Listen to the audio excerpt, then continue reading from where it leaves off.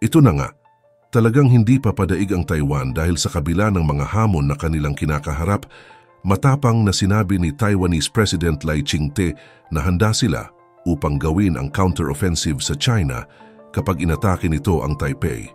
Pero ang katanungan ngayon, paano ito gagawin ng Taiwan? Ang malupit at nakakamanghang plano na ito ay ating aalamin sa ating video ngayon. Ngunit, bago ang lahat, ano nga ba ang mangyayari kapag nilusob ng China ang Taiwan? Well, kung walang presensya ng Estados Unidos, madaling masasakop ng China ang Taiwan. Bagamat may mga kalakasan ang kanilang mga armas, hindi pa rin talaga ito maikukumpara sa lakas ng sandataan na mayroon ang China. Tiyak kahit pumuti pa ang uwak ay hindi matatalo ng Taiwan ang China nang siya lang mag-isa. Subalit may mga nakikitang pointers ang mga eksperto, mga plano na maaring gawin ng Taiwan upang makaganti o hindi kaya naman magbigay ng malaking epekto sa China. Isang epekto na pangmatagalan at talagang pagsisisihan nila. Kung sakaling magkaroon nga ng digmaan sa pagitan ng Taiwan at China, maaring isagawa ng Taiwan ang planong ito ayon sa mga eksperto. Una riyan ay ang pagpapasabog sa tinatawag na Three Gorges Dam. Ano ito? Ito ay isang hydroelectric gravity dam sa Yangtze River sa China. Tinuturing din itong pinakamalaking power station sa buong mundo sa naka-install na kapasidad nito na 22,550 MWD. Ito ay nagbibigay ng 9,520 TWh ng kuryente bawat taon sa average, depende sa dami ng pag-ulan sa river basin. Matapos ang malawak na pag-ulan noong 22, ang produksyon ng dam ay umabot sa halos 112 TW na bumasag sa dating world record na itinakda ng Itaipu Dam noong 2016. Kung sakaling pasabugin ito ng Taiwan, ay tiyak madadamay ang supply ng kuryente sa buong China. Subalit, hindi ito madaling gawin dahil napakaraming defense system ang China na handang mag-intercept ng mga rockets at drone missiles. Isa pa sa nakikita ay ang pag-atake sa mga naval base, mga producing facilities ng China. Sa pamamagitan nito, tiyak mapaparalisa ang produksyon nila ng mga kagamitan na ginagamit sa digmaan. Maari ring targetin ang mga pagawaan ng barko, eroplano, baril mga bala at mga missiles. Isa pa sa nakikita ng mga eksperto ay ang pag-atake kanilang mga daanan, tulay at iba pang infrastruktura upang mapadali ang paggalaw ng kanilang mga puwersa at maibsan ang epekto ng posibleng pag-atake mula sa China. Sa ngayon ay nag-uumpisa pa lang ang Taiwan sa pag-develop ng kanilang nuclear weapon, isa rin ito sa napalakas na panlaban sa China. Gamit ng pagpapanatili ng kakayahan nito, maaaring matapatan ng China pagdating sa nuclear warfare. Nakikita rin na magandang plano ay ang pagsusulong ng diplomasya at internasyonal na pakikipag-ugnayan sa ibang bansa. Ang pagpapalakas ng mga ugnayan sa internasyonal na komunidad, partikular sa United States, Japan, at iba pang mga malakas na mga kakampi upang makakuha ng suportang militar at ekonomiko. Isa pa sa mga plano na maaring gawin ay ang pagsasagawa ng mga hakbang para sa internasyonal na legitimasyon. Maaring gawing Taiwan ang lahat ng makakaya upang makakuha ng higit pang internasyonal na legitimasyon at suportang diplomatiko, kabilang ang pagpapalakas ng kanilang image bilang isang demokrasya at defender ng kalayaan. Kasabay nito, ang pakikipagtulungan sa mga pandaigdigang organisasyon. Sa ngayon nga lang ay talagang nagsisikap itong Taiwan na makipag-ugnayan sa mga pandaigdigang organisasyon gaya ng United Nations at iba pang mga pangkat upang makakuha ng suportang politikal at diplomatiko laban sa mga puwersa ng China. Pagsasagawa ng mga hakbang para sa ekonomiya, kabilang ang pagpapalakas ng pag-iimbak ng mga kritikal na produkto at pagpapataas ng kakayahang magpatuloy sa operasyon kahit may digmaan. Pwede rin mag-invest ang Taiwan sa pagpapalakas ng kahandaan ng mamamayan. Mahalaga ito dahil kapag may alam ang mga tao kung ano ang gagawin, ay tiyak malaki ang maitutulong nila sa digmaan. Isa pa ay ang pagpapalakas ng sistema ng civil defense. Magtatag ang Taiwan ng matibay na sistema ng civil defense, kabilang ang pagsasanay ng mga sibilyan sa paghahanda sa pag-atake at pagsisiguro na may sapat na mga shelter at supply para sa mga sibilyan. Ngayon tapos na tayo sa mga plano, ano naman ang mga armas na maaring gamitin ng Taiwan panlaban sa China?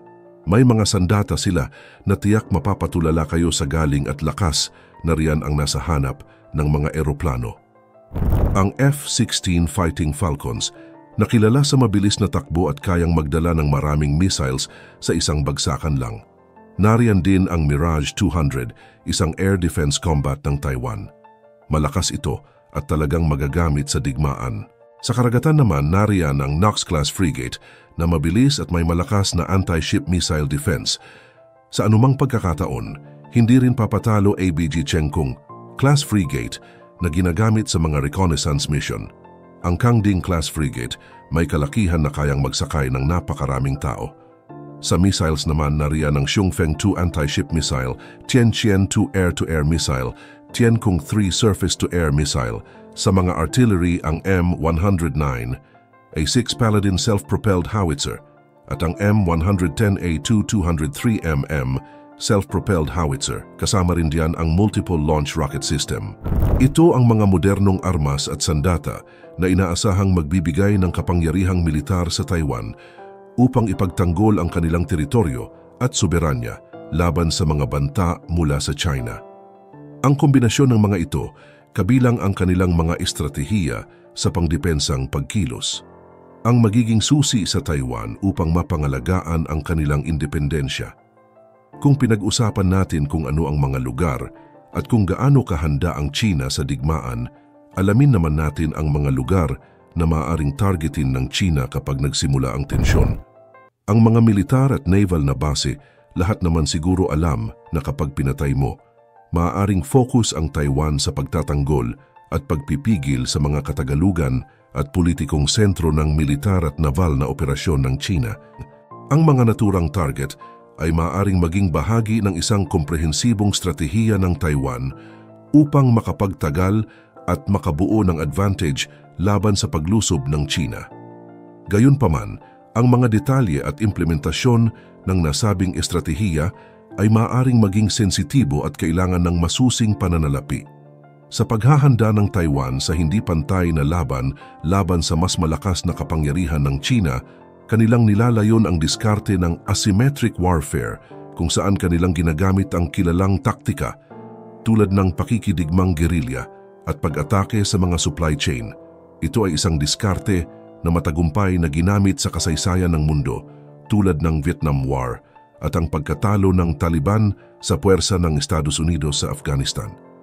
Ang patuloy na pag-aangkin ng Beijing sa Taiwan bilang kanilang teritoryo, kahit na ito ay de facto ng hiwalay, ay nagpapalakas sa tensyon sa rehiyon. Sa kasalukuyan, ginagamit rin ng Taiwan ang diskarte ng asymmetric warfare sa kanilang paghahanda para sa anumang pag-atake mula sa China. Kanilang nilalayon na gawing napakahirap, mapanganib at madugo ang anumang pag-atake ng militar ng China sa kanilang teritoryo. Ipinapakita ng Taiwan ang kanilang determinasyon na depensahan ang kanilang soberanya at kaligtasan sa pamamagitan ng pagpapalakas ng kanilang depensa at pamumuhay sa militar. Binibili nila ang mga pangangailangan tulad ng mga sistema para sa F-16 jet, bala ekstrang bahagi para sa sasakyang panghimpapawid at iba pang kagamitan upang mapalakas ang kanilang kakayahan. Sa kabuuan, ang diskarte ng asymmetric warfare na ipinatutupad ng Taiwan ay nagpapakita ng kanilang handang ipagtanggol ang kanilang sarili at labanan ang anumang banta sa kanilang kalayaan at soberanya laban sa mas malakas na kapangyarihan ng China. Ang kanilang mga hakbang sa depensa ay naglalayong protektahan ang kanilang bansa at mapanatili ang kapayapaan at seguridad sa rehiyon. Ang pagsalakay ng Taiwan sa China ay maaaring magdulot ng malaking gulo at panganib sa rehiyon. Maaaring makasira ito sa delikadong balanse ng kapangyarihan at mag-udyok ng malawakang militar na pagsasagupaan sa pagitan ng dalawang bansa. Ang giyera na ito ay maaaring magdulot ng malubhang pagkawasak at pagkamatay, hindi lamang sa mga kasundaluhan kundi pati na rin sa mga sibilyan sa magkabilang panig.